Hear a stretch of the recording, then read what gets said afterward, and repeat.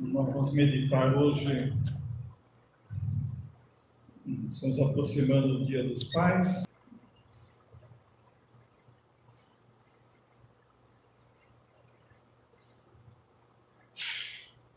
A partir do versículo 8.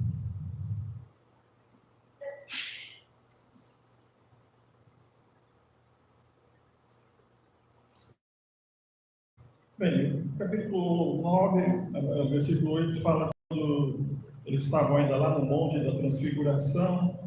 Depois o verso 9 fala que eles estavam descendo do monte, os episódios de Jesus pediu para eles guardarem segredo deste acontecimento. E vamos ler aqui a partir do verso 14. E quando se aproximou dos discípulos, viu ao redor deles grande multidão e alguns escribas que disputavam com eles.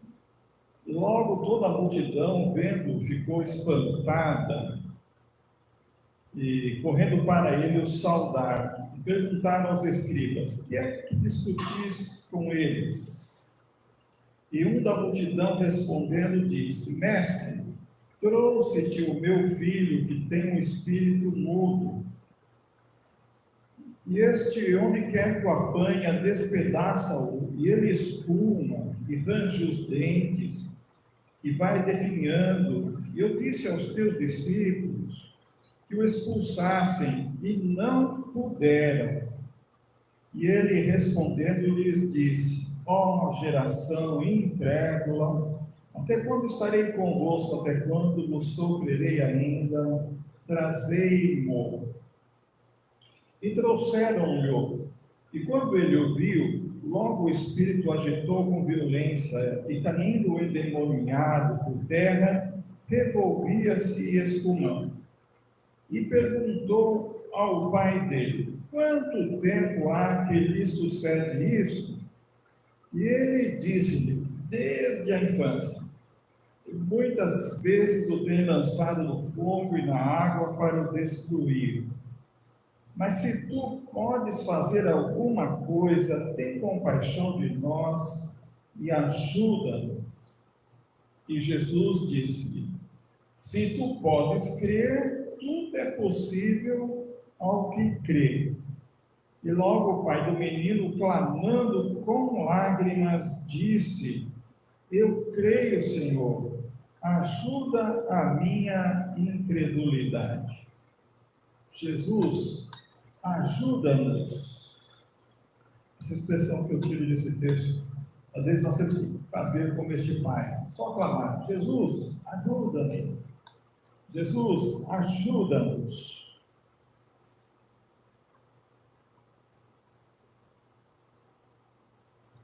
A multidão não podia ajudar. Versículo 17 diz: e um da multidão respondendo disse. Ele estava no meio da multidão, esse pai, então havia uma multidão ali, e ninguém podia ajudar naquela multidão, ninguém ajudou. O problema era um desafio, o problema era a possessão demoníaca. Verso 17 diz: trouxe-te o meu filho que tem um espírito mudo. O pai sabia que não era doença, o pai sabia que era um demônio, era uma possessão demoníaca. O comentário dos editores da Bíblia Chat, falando sobre essa questão da possessão, diz assim, que a ação dos demônios invadem e dominam o sistema nervoso, a consciência sensorial, a sede da vontade do indivíduo, que, enfim, possui o corpo físico do homem, que é por eles controlado. Aquele menino era controlado por demônios. O diabo sempre quis imitar as coisas que Deus fez, né? E nós, quando sabemos no Velho Testamento que o Espírito de Deus vinha sobre alguém, como aconteceu com Saul, né? A gente conhece a história, que ele veio sobre Saul, depois saiu de Saul, né? Em nenhum momento o Espírito de Deus invadia, dominava o sistema nervoso, de maneira alguma controlava a consciência ou a sede da vontade da pessoa. Mas o espírito do demônio tenta imitar a Deus, mas faz de uma forma maligna, perversa. Ele quer controlar e quer fazer as coisas para arruinar, para destruir a vida humana. Por isso Jesus falou em João 10, né? O diabo vem para matar, né? O ladrão vem para matar, roubar e destruir. Então, naquela multidão não tinha ninguém para ajudar. O problema não era um problema comum, não era um problema fácil de resolver. O verso 18 nos diz que os discípulos de Jesus também não puderam ajudar. Opa, agora fica mais complicado, né? Se entre a multidão ninguém podia ajudar, mas os discípulos também não podiam. Que discípulos? Bom, nós sabemos que Pedro, Tiago e João não estavam lá. O texto nos fala, esse capítulo nos fala que eles subiram com Jesus no monte da transfiguração. Então Jesus está chegando e ali estão vindo também com Jesus Pedro, Tiago e João. Não sei se Pedro, Tiago e João, um deles teria resolvido essa questão na ausência de Jesus, na ausência desses discípulos que eram os mais próximos de Jesus. Creio, talvez que sim, né? Pedro, Tiago, João. Mas o que nós sabemos aqui pelo texto, que os discípulos falaram assim, ele disse, os teus discípulos, verso 18, os teus discípulos não puderam, né? Ele falou, eu pedi aos seus discípulos que o expulsassem e eles não puderam. Então, havia uma falta de poder naquela situação, na vida dos discípulos. Eles tentaram expulsar aquele espírito, mas eles não puderam. Geralmente isso é incredulidade. Jesus ensina isso em Mateus 17, e em alguns lugares Jesus muitas vezes falava para os seus discípulos, vocês têm que ter fé, né? Havia algum problema de incredulidade. Mas eles já haviam expulsado demônios em ocasião anterior. Quando a gente lê lá Mateus capítulo 6, quando Jesus mandou de 2 em 2, né? Marcos, Mateus também fala, né? Marcos capítulo 6, alguns capítulos antes aqui desse capítulo que nós estamos lendo em Marcos, Jesus mandou ir de 2 em 2 e disse que deu poder sobre os espíritos imundos. E eles foram, e eles realmente fizeram isso, diz o verso 13, expulsavam muitos demônios e ungiam enfermos com óleos, curavam. Mas nesse caso específico, eles não puderam ajudar. Então, isso Jesus explica no verso 29, que esse tipo de demônio, então veja que havia uma classificação de demônio, né? Ele fala sobre esse tipo de demônio, só seria possível com oração. Com oração, guarda isso. Falando sobre a importância da oração. Esse capítulo de Marcos, ele fala sobre a importância de Jesus, até o versículo 29, com a presença de Jesus ou com a ausência, ou Jesus presente fisicamente, ou ele ausente fisicamente. Estava lá no monte, e eles estavam sem Jesus presente lá. Então Jesus vai ensinar a eles a importância da oração. Como a oração é importante. Como a gente precisa ter uma vida constante de oração. Eles talvez não tinham aprendido isso ainda, ter uma vida constante de oração. Estavam sempre ao lado do mestre, confiando no mestre, dependendo do mestre, da oração do mestre, mas estava faltando eles a fé, uma vida constante de oração. Então, a multidão não podia ajudar, os discípulos não puderam ajudar, mas o versículo 20 agora diz, Jesus está presente, agora Jesus está aqui. Será que Jesus vai ajudar? Verso 20 diz, trouxeram-me. Então Jesus falava com o Pai, e então trouxeram o menino, e quando Jesus viu o menino, logo o espírito agitou com violência e derrubou o menino no chão, espumando, com aquelas reações. E o versículo 21 diz que o pai perguntou, Jesus perguntou ao pai. Acho importante isso, não é bonito isso?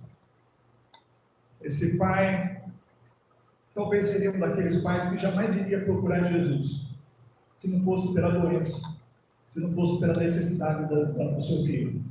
Algumas pessoas só vão buscar a Deus numa hora que não tem recurso. A multidão, o médico, o político, o professor, o amigo, o parente, aquela multidão toda tinha gente de todas as funções, todas as ocupações, não tinha ninguém para ajudar. Algumas pessoas só vão buscar Deus quando não tem recurso na multidão, não tem recurso nesse mundo. E eles precisam agora buscar aquele que tem todo o poder nos céus e na terra, que é Jesus. Então Jesus perguntou ao pai dele: quanto tempo há que sucede isso? Ele disse: desde a infância. Uma coisa longa, longo tempo. Aquele pai está sofrendo, e ele falando do pai: olha, às vezes ele joga o menino no fogo, às vezes joga na água para destruir. Jesus falou, né? O diabo vem para matar, roubar e destruir. Meus irmãos, há muitas pessoas neste mundo assim.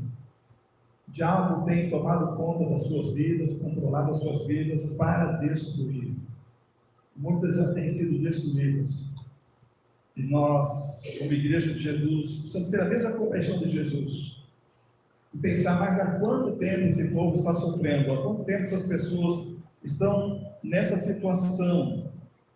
E esse homem diz: mas se tu podes fazer alguma coisa, tem compaixão de nós e ajuda-nos.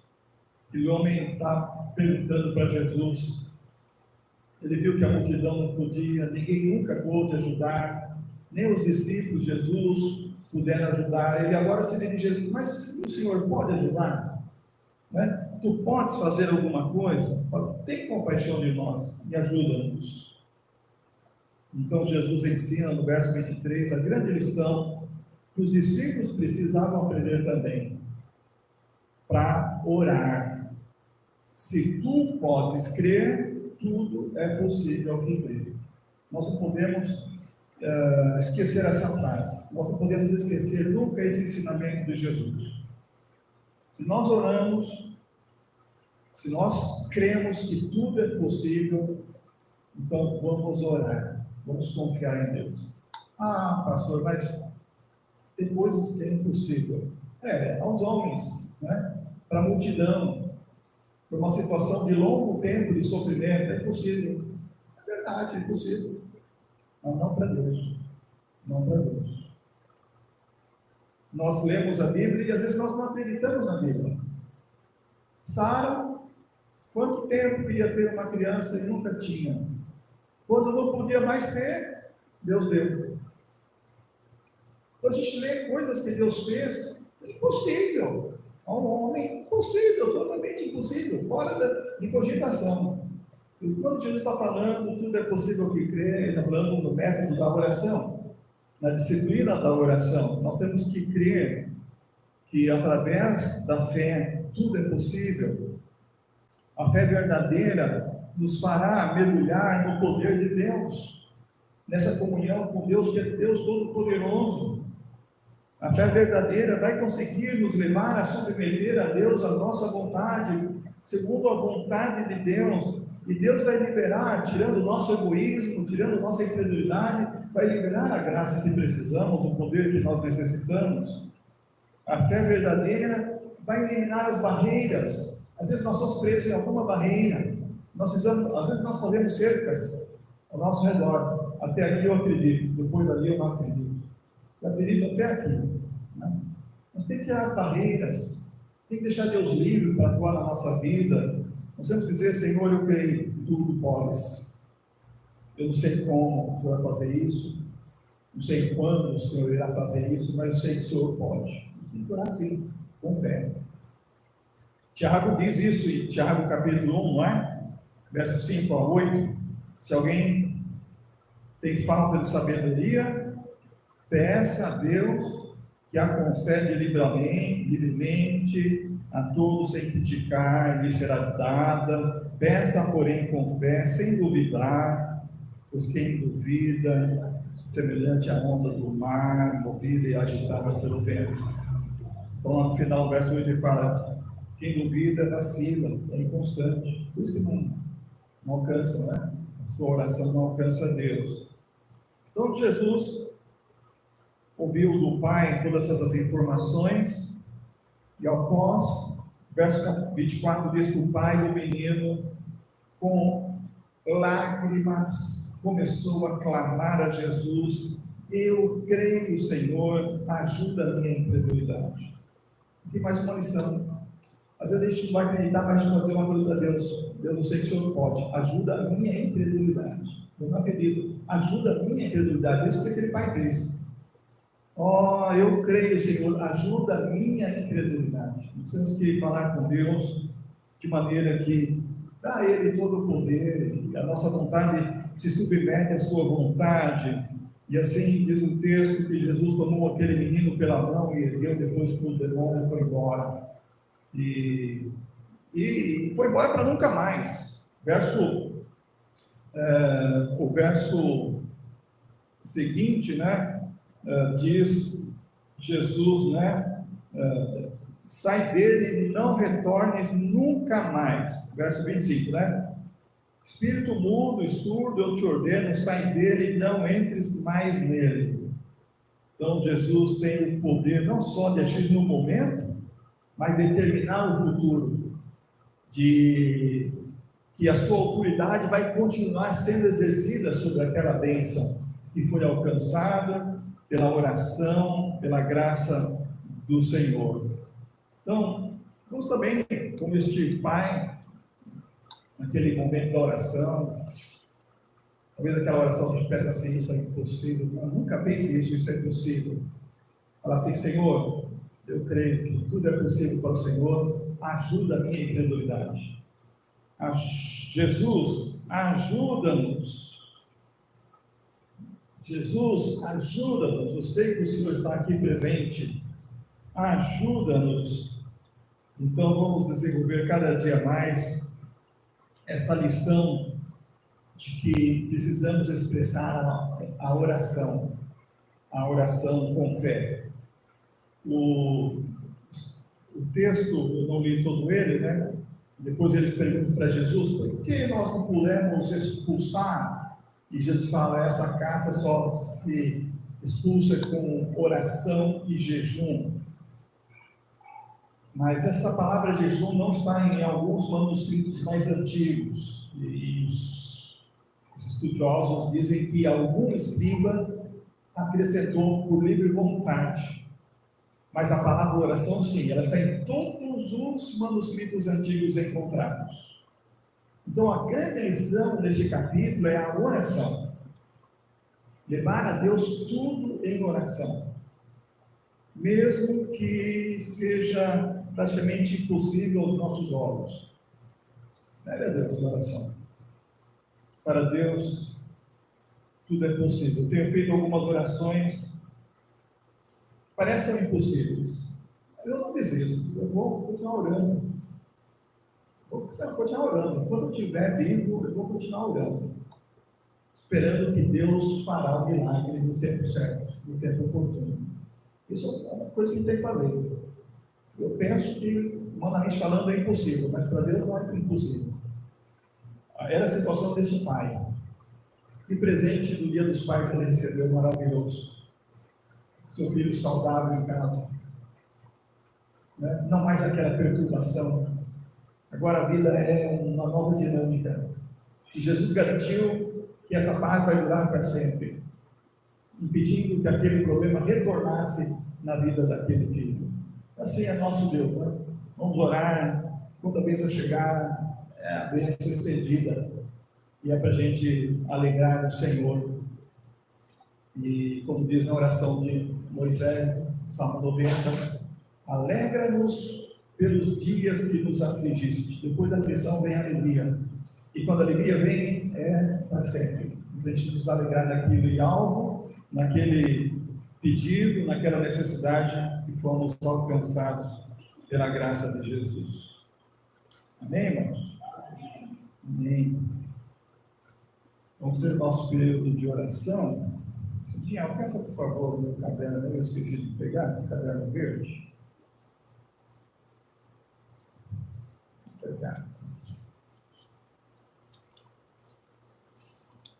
nossas orações. Nesse momento agora vamos preparar o coração para dirigir a Deus. Essa semana aconteceu uma coisa muito bonita, né? Anteontem, a Nadine me mandou uma mensagem dizendo: pastor, um amigo vai ligar para o irmão, ajuda ele. E aí eu começamos a conversar com ele. Ele mora lá no Mato Grosso do Sul. Depois fiquei sabendo que ele é primo do marido da Dini, né? E ele tinha feito uma decisão que ele agora queria uma nova vida. Talvez ele esteja assistindo aqui, porque eu enviei para ele o link. Chama-se Naldson Menezes da Cruz, e a sua esposa Alcione. Tem 3 filhos: o Arthur, o João Guilherme e o Lucas. E ele disse que tinha feito uma decisão, que ele agora queria mudar de vida. Ele queria dar para ele, os seus filhos, um exemplo de um pai diferente. Ele queria viver agora uma vida com Deus. Achei tão bonito aquilo, né? E nós oramos com ele, demos umas orientações para ele. Depois ele falou assim: eu estou sentindo tanta alegria. Pensando na Semana dos Pais, isso aconteceu também. Então, se o Naldson estiver aí, parabéns, Naldson. Está vendo? Você vai ver aqui. Mora numa fazenda ali, Mato Grosso do Sul. Então, a gente vai orar por ele também. Peço que os irmãos estejam orando, não é? O irmão Naldson, pela sua família. Vamos incluir os seus nomes aqui nas nossas orações. E os irmãos que trouxeram pedido de oração também, vamos anotar aqui, vamos